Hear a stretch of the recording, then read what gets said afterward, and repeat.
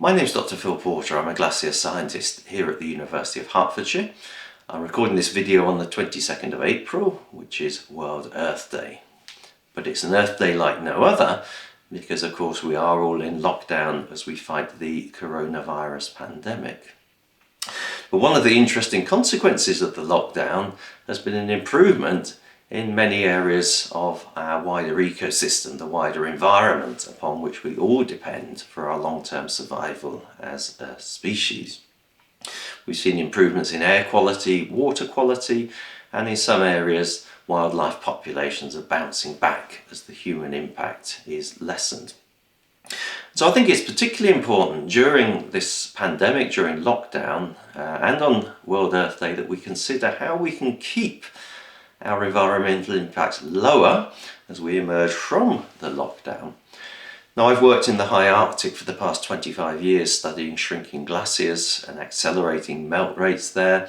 And one of the questions I'm asked when I deliver public presentations is if I can do one thing to reduce my environmental impact, what would it be? And my response would be consider your consumption and considering how you can reduce that consumption.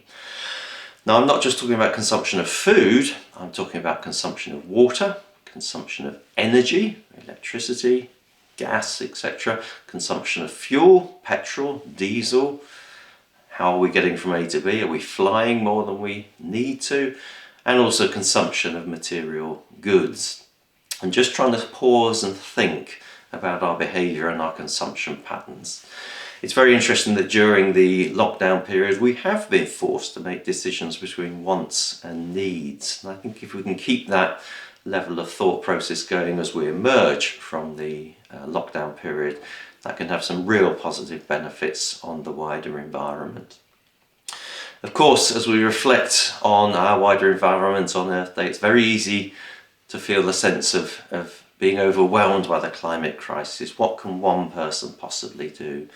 Well, I think it's very important to remember that each individual, if we add everybody's actions into a collective whole, it has a massive impact. And we've seen that during the response to the coronavirus pandemic. So that gives great hope.